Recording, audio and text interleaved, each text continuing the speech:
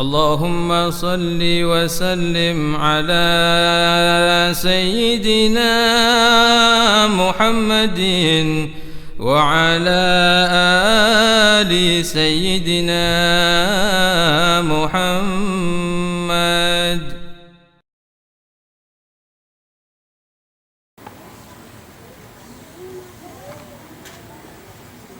Assalamualaikum warahmatullahi wabarakatuh.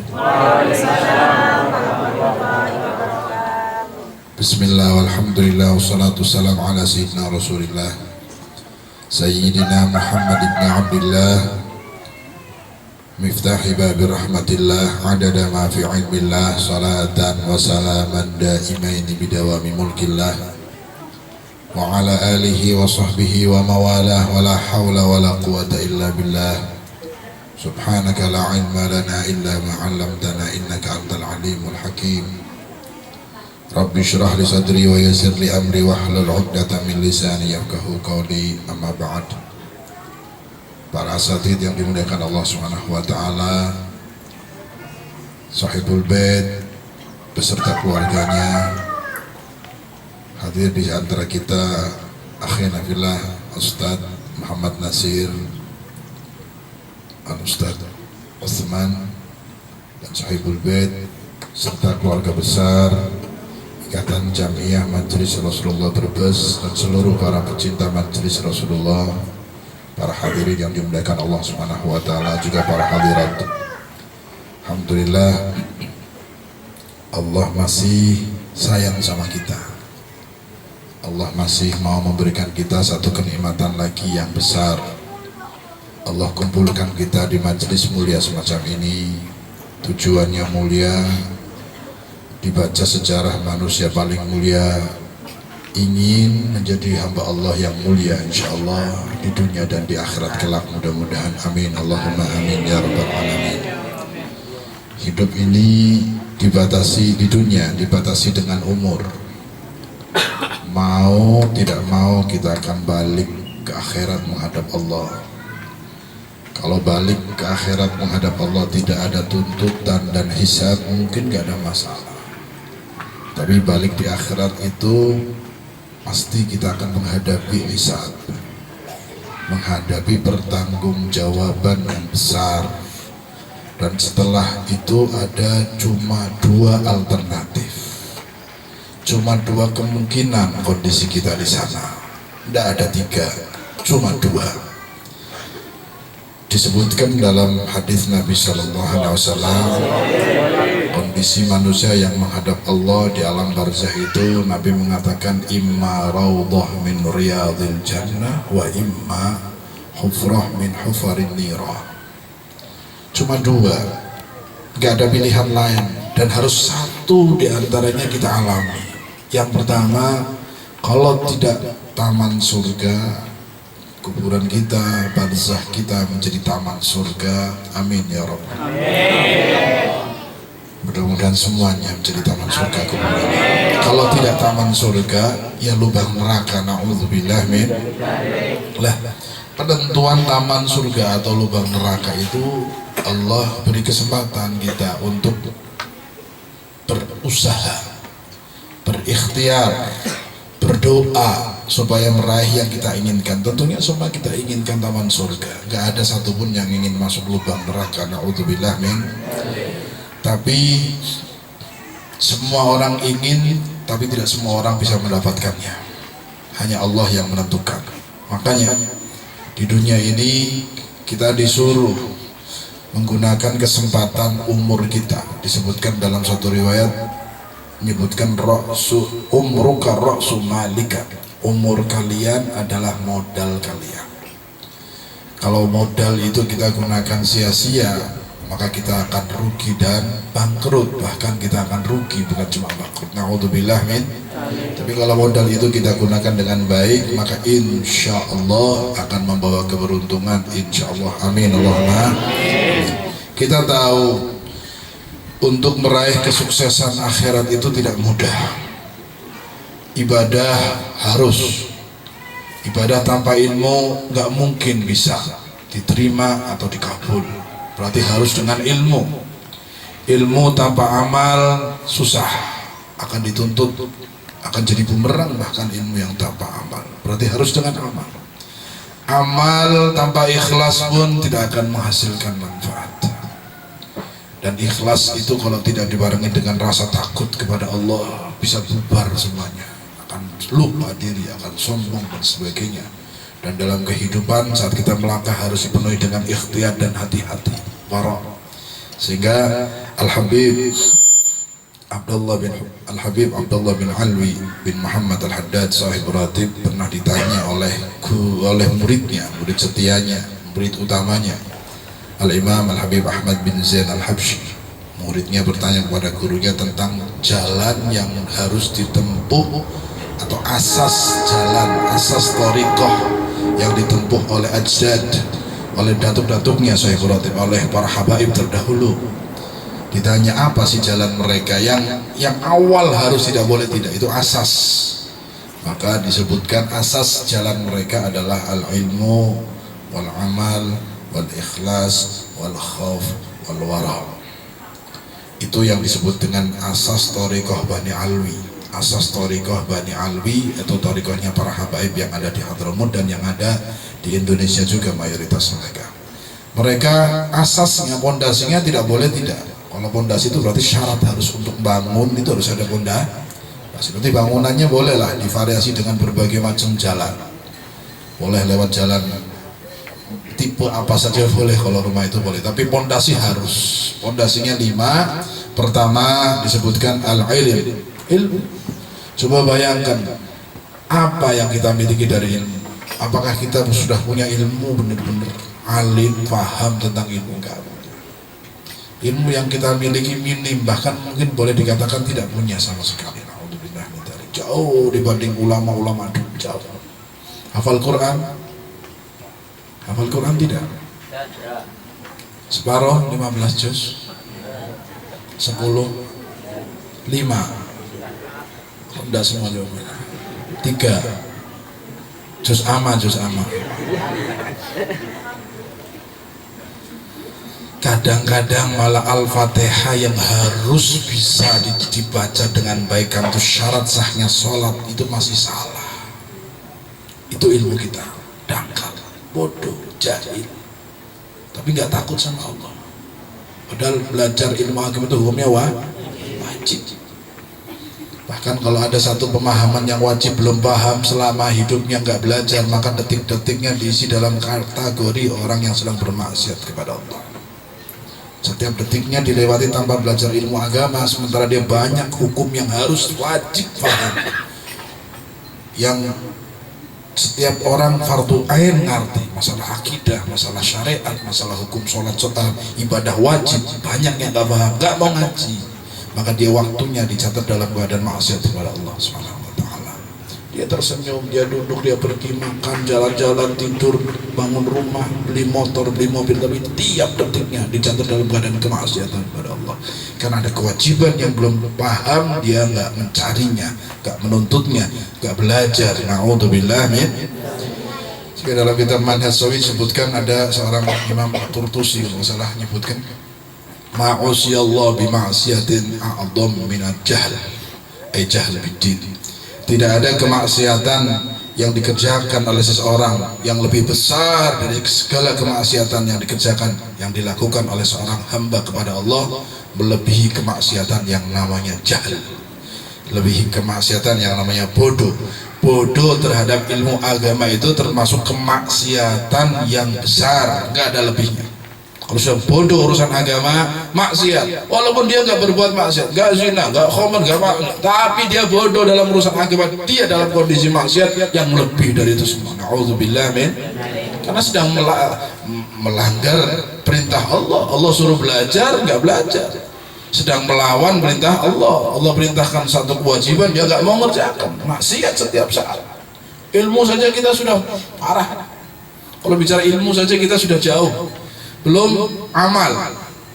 Bagaimana mau diamalkan, ilmunya saja nggak punya, mau amal apa gitu. Amalnya ikut-ikutan aja, nggak ada ilmunya. Kemudian ikhlas, bicara ikhlas jauh lagi. Kemudian khauf, kemudian waro. 5 pondasi saja kita belum punya, terus kita mau selamat, mencari selamat bagaimana? Maka setelah kita tahu diri, posisi kita ini posisi orang yang masya Allah, ibadah nggak tahu gimana ibadah kita, ilmu kita nggak ada, ingin selamat, tetap ingin selamat, maka jalurnya satu. Kondisi yang belum bisa, kalau tanpa lewat satu ini kita sudah nggak tahu gimana kondisi kita. Alhamdulillah, ilmu yang wajib saja kita masih belum paham benar, masih berantakan. Amal belum tentu bisa. Ikhlas jauh, khauf, khusyuk, takut sama Allah enggak. Kadang-kadang mata kita bebas melihat hal haram, mulut kita bebas mengucapkan apa saja, hati kita dipenuhi dengan berbagai macam maksiat. Jangan dikira mata, lisan, hati ini semuanya kita kadang-kadang gunakan dengan hal-hal yang tidak dibolehkan oleh agama, kita terjang terus. Na'udzubillah min. Nah, sudah tahu kondisi kita yang zamannya sudah masya Allah, kondisi kita sudah demikian, alim tidak, ahli ibadah tidak, khusyuk nggak ada, ikhlas jauh, takut sama Allah enggak. Kalau takut sama Allah, maksiat sekali nangisnya bertahun-tahun, takut sama Allah. Ada orang bermaksiat sekali nangisnya 40 tahun. Setiap ingat nangis, maksiatnya sudah 40 tahun, ingat nangis terus. Itu takut sama Allah itu. Kalau kita maksiat kemarin, pagi ini sudah ketawa-ketawa, ngulang maksiat lagi kadang-kadang. Na'udzubillah. Iya, kadang-kadang karena terbiasa, seakan-akan ini kerjaan bukan maksiat lagi karena seringnya dikerjakan. Ini bahaya. Allah kalau murka dengan satu maksiat cukup, nggak usah dengan berbagai maksiat. Satu maksiat saja sudah cukup kita dimasukkan neraka, sudah cukup alasan untuk Allah kita nggak dimaafkan. Satu dosa masukkan neraka sudah pantas karena melanggar. Tapi subhanallah, kita nggak putus asa dengan rahmat Allah yang mulia. Allah turunkan Nabi pembawa rahmat. Nabi inilah yang akan kita jadikan wasilah supaya permasalahan kita akan selesai, mudah-mudahan dengan rahmat Allah Subhanahu wa taala. Amin Allahumma. Karena Allah utus Nabi sebagai rahmatan lil alamin. Lewat Nabi kita berharap, lewat rahmat yang dibawa oleh Nabi kita berharap, semua dosa, semua kesalahan, semua kekurangan kita kalau sudah lewat pintu rahmat Allah, satu-satunya pintu rahmat Allah itu Nabi Muhammad SAW, masuk ke rahmat Allah. Kalau rahmat Allah sudah diberikan kepada kita, semua selesai dengan baik insya Allah. Amin, amin Allahumma amin ya Rabbal. Satu-satunya manusia yang bisa menjadi solusi keselamatan kita di akhirat dan pasti adalah Nabi Muhammad SAW. Dan beliaulah orang satu-satunya yang diizinkan oleh Allah untuk memberikan kasih sayang Allah secara mutlak. Pintu nanti dilanjutkan misi rahmatan lil alaminnya oleh pewaris-pewaris sejati. Lah, kita tahu untuk langsung ke Nabi jauh, maka ada jalur. Subhanallah, umat Nabi Muhammad itu luar biasa nikmatnya. Banyak salah, banyak dosa, ada satu jalur yang luar biasa. Nabi Muhammad SAW akan bisa jadi penyebab wasilah untuk semua kesusahan, kesalahan, kekhilafan kita selesai semua dan menjadi orang yang selamat insya Allah. Amin Allahumma. Jalurnya para masyayikh kita, guru-guru kita. Orang yang hidup di dunia tidak punya guru yang bersanad itu seperti orang yang hidup tidak punya tujuan, bahkan seperti hayawan. Man marrat hayatu laisa lahu syekh arif makin marrat hayatu yuhsab minal muflisin. Dalam riwayat ini yuhsab kamal hayawan. Na'udzubillah min. Dalam siapa yang hidupnya dalam kehidupannya lewati hidupnya, berjalan dalam hidupnya tidak punya guru, arif makin. Arif itu orang yang ma'rifah, yang tahu hukum agama dengan baik, yang khusyuk kepada Allah. Makin yang istiqomah, kuat, kokoh, tidak goyang dengan berbagai macam cobaan, dan bersanad tentunya. Bisa kuat istiqomah itu karena punya guru, punya pegangan. Kalau dia mungkin lemah, tapi kalau pegangan kenceng, pegangan sesuatu yang kuat jadi kuat. Gurunya orang yang makin, gurunya lagi orang yang arif, makin lagi terus bersanad sampai kepada Rasulullah SAW, maka dia akan selamat. Kalau tidak punya itu, termasuk kategori orang yang muflisin. Apa muflisin? rugi, bangkrut. Dikasih umur sia-sia, dikasih harta sia-sia, dikasih kesehatan sia-sia, dikasih semuanya rugi. Dimodali sama Allah, dibuang nggak punya guru, nggak punya panutan, nggak punya pegangan. Makanya alhamdulillah antum pakai jaket MR ini sebetulnya ini amanat sekaligus nikmat sekaligus amanat. Nikmat, saya ngomong nikmat kenapa? Karena bernisbatkan kepada seorang guru yang jelas sanadnya, kehidupannya, akhlaknya, perjuangannya. Terus ke atasnya lagi jelas lagi, ke atasnya lagi jelas lagi. Silsilah sanad dahabi, silsilah sanad dahabi, silsilah sanad yang rantainya emas, emas, emas, emas, emas. Nggak ada satupun yang perak, apalagi yang besi, apalagi yang bermasalah karakter, nggak ada. Semuanya dah ahlul bait, keluarga Nabi SAW, alim, arif, soleh, bahkan di atasnya wali, bahkan bukan cuma sekedar wali biasa, ada di antara rantai-rantai ke atas itu wali, kutub, nyambung kepada rantai ini. Kita ini kalau mau jujur, mau pegang teguh, mau istiqomah, mau tetap di barisan beliau, kita nyambung ke rantai yang rantainya emas semuanya. Kata Habib Zain, kalau ada orang awam ngomong sama santri-santrinya waktu saya hadir di sana, kalau ada orang Indonesia waktu itu banyak hadir yang haji-haji silaturahmi, kalau ada kalian di Indonesia punya guru dari Syarif, Habib maknya Sayyid Syarif, kemudian Sunni, syaratnya ahli sunnah, Syarif, Sunni, Asy'ari, Alawi, itu sudah nikmat yang luar biasa. Karena punya guru satu, nasabnya kepada Nabi Muhammad SAW. Habaib Syarif itu artinya keturunan Nabi, Syarif atau Sayyid, kalau di Indonesia manggilnya Sayyid, kalau di Mekah manggilnya Syarif. Di sini Syarif, perempuan Syarifah namanya. Syarif, Sunni, Alawi, Sunni, ahli sunnah. Sebab enggak semua habaib berfaham ahli sunnah. Alawi dari keturunan Bani Alwi, keturunan Al-Muhajir Alwi bin Ubaidillah bin Ahmad bin Muhajir, Ahmad Muhajir bin Isa. Alwi bin Ubaidillah bin Ahmad Muhajir, keturunan Sayyidina Ahmad Muhajir dari Hadramut, dari Tari. Sunni, Alawi, Syarif, Sunni, Alawi itu satu kening. Guru berarti punya ilim ya. Kalau guru itu berarti harus punya ilim bersanad dari guru tersebut ke atas sampai kepada Nabi. Maka ketahuilah Allah bernikmat yang besar dari sana kalian.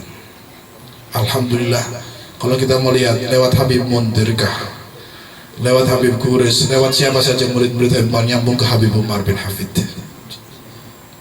Habib Umar ke atasnya, subhanallah. Kalau ke Habib Abdul Qadir langsung Qutbuz Zaman, Habib Qadir itu Qutub Zaman. Abdul Qadir ayahnya Habib Ahmad, imam di zamannya. Habib Ahmad punya guru Habib Ali bin Muhammad Al-Habsyi, imam, kutub lagi. Kalau dalam rantai, satu rantai kita dari guru sampai ke Nabi cuma satu kutub saja sudah cukup istimewa. Ada satu Qutbuz Zaman, apalagi jumlah Qutbuz Zamannya berantai dan banyak, puluhan.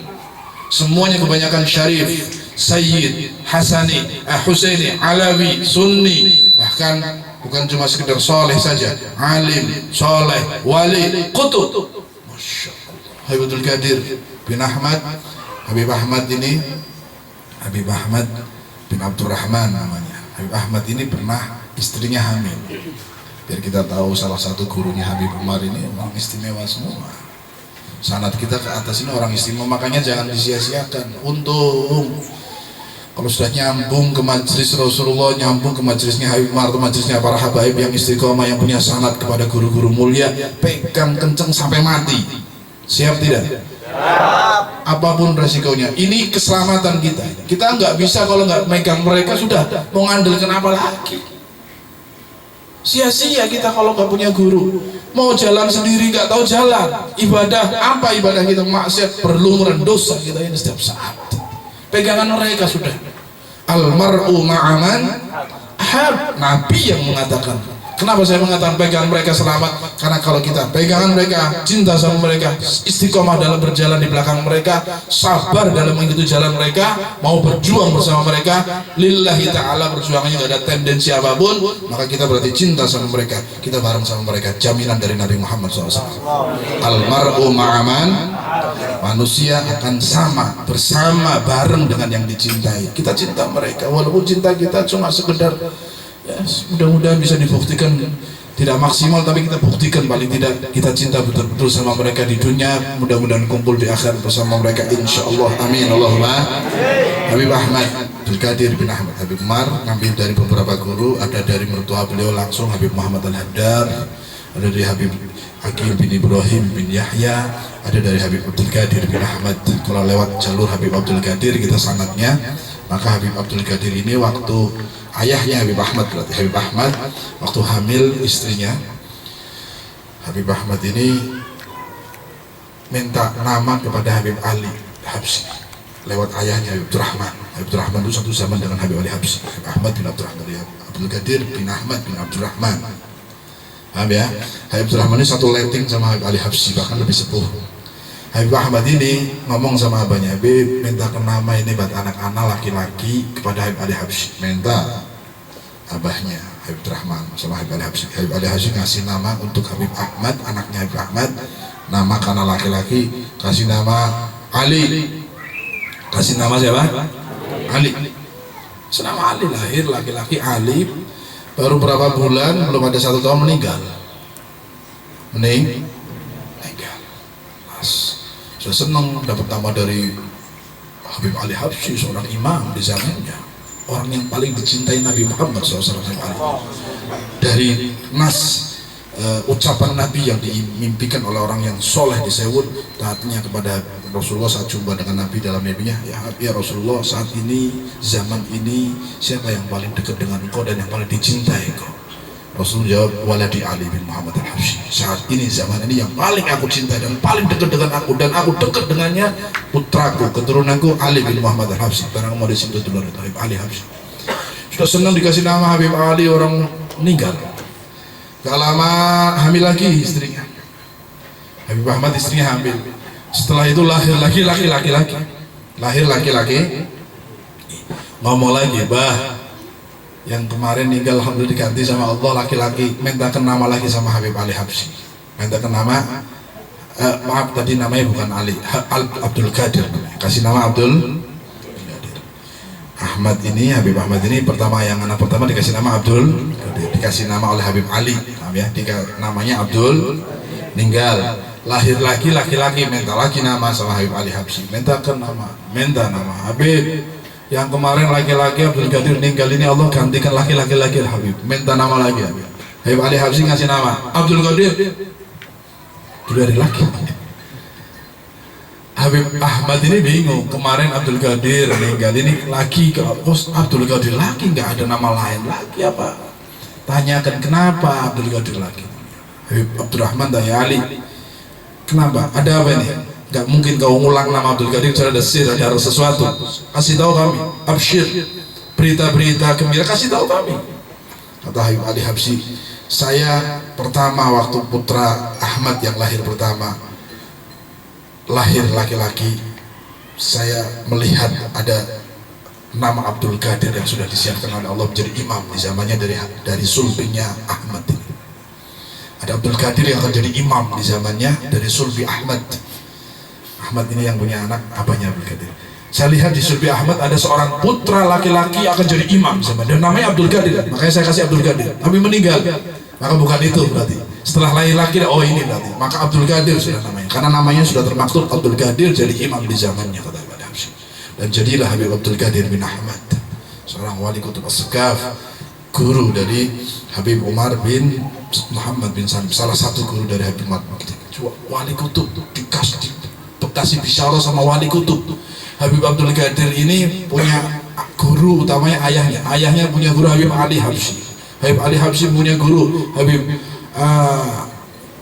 Abdullah Al-Attas, Imam Abdullah bin Abu Bakar bin Abdullah Al-Attas. Ini imam di zamannya, guru mulia Habib Ali Habsyi, syekh fatabnya, dan termasuk kategori aulia kelas berat, dan terus ke atas. Ini kalau dari jalur Habib Abdul Qadir ke situ, jalur dari Habib Muhammad Al-Haddar juga demikian. Semua jalur sanad guru kita ini tidak lepas dari seorang imam, seorang wali, seorang kutub, dan semuanya rata-rata syarif. para tetara Sayyid keturunan Rasulullah Sallallahu Alaihi. Mana ada kenikmatan yang lebih besar dari ini, kita punya ikatan dengan mereka. Coba bayangkan, nggak pernah berpikir kita, Allah takdirkan kita di zaman ini. Allah pertemukan kita dengan Habib Munzir, Allah pertemukan kita dengan majelis Rasulullah, Allah gerakan hati kita senang. Ini tanda Allah ingin sampaikan kita supaya kita punya ikatan dengan mereka dan kita selamat mudah-mudahan insyaallah. Makanya tolong pegang kenceng, pegang temen. Kalau saya mau ngomong harus bersumpah, saya akan bersumpah 100 kali. Wallahi, kalau kalian pegang kenceng jalur ini, Syekh, Thariqah, guru-guru kita ini, insya Allah kita orang yang kotor akan tetap dimuliakan Allah bersama mereka insya Allah. Amin Allahumma amin ya Rabbal. Sudah kita tahu Nabi sudah menyatakan dan ucapan Nabi pasti benar. Nabi mengatakan yahsyarul mar'u yaumal qiyamah ma'aman. Manusia akan dibangkitkan dengan yang dicintai. Selesai.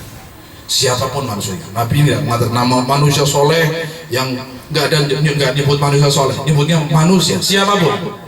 Siapapun yang mau kumpul dengan orang baik, cintai orang baik, akan bareng dengan orang baik. Yang mau kumpul dengan orang buruk, cintai orang buruk, maka kumpul dengan orang buruk meskipun dia orang baik. Maka Nabi dalam hadis lain mengatakan, "Lau kana rajulun yusolli khalfal maqam." Kalau umpama ada seorang laki-laki yang sholatnya di belakang makam Ibrahim, maksudnya di Baitullah, di Ka'bah, Baitillahil Haram. Sholatnya setiap saat di tempat mustajab doa, di belakang makam Ibrahim itu doa mustajab. Depan Ka'bah ada makam Ibrahim, sholatnya di situ. Sholat ma yuhsyar yaumal qiyamah illa ma'aman ahad. Tidak akan kumpul di hari kiamat tetap kecuali dengan yang cintai. Sholatnya di depan Ka'bah, kalau cintanya salah sama orang fasik, kumpul sama orang fasik. Na'udzubillah min. Tapi kalau nggak pernah ke Mekah sekalipun, dia orang kotor tapi cintanya sama orang baik, cintanya para aulia, cintanya para habaib, cintanya orang-orang soleh, maka bersama orang soleh sekalipun dia bukan orang soleh. Amin Allahumma amin. Itu sudah modal mahabbah, ini sudah modal besar. Makanya tolong cintai mereka dengan sepenuh hati, buktikan cinta kita kepada mereka, lanjutkan perjuangan dakwah. Mereka tidak minta balasan apa-apa. Habib Munzir wallahi nggak minta balasan apa-apa. Habib Munzir akan senyum kalau lihat kalian mempertahankan, memperjuangkan perjuangan dakwah beliau. Lanjutkan perjuangannya, itulah yang diridhoi oleh guru-guru kita. Habib Umar gak minta apa-apa. Kalian cuma minta istiqomah dalam berdakwah, ngikutin manhaj guru, selesai. Dan ini jalan yang sudah pasti kita yakin, insya Allah berkat jalan ini kita akan selamat dunia akhirat. Amin Allahumma. Tapi masih banyak akan saya sampaikan, tapi sudah sore, sebagian ada yang belum sholat asar jam 5. Mudah-mudahan sedikit ini bisa memberikan kita semangat untuk istiqomah. Kemudian pertemuan setiap bulan IJMRB dan semua jamaah yang lainnya mungkin ingin gabung bersama kita, bisa istiqomah, bisa ikhlas. Bulan kemarin saya mohon maaf, sampai hari ini hati saya nggak tenang karena bulan kemarin saya nggak hadir. Saya nyuruh Sohibul Baitnya atau jamaah yang pernah tiba bulan kemarin, saya minta maaf, mohon diikhlaskan. Jika hari ini sengaja saya ada 3 jadwal saya pending semua, nggak ada, saya nggak hadir 3 jadwal ini karena saya agak pusing, capek dari malam.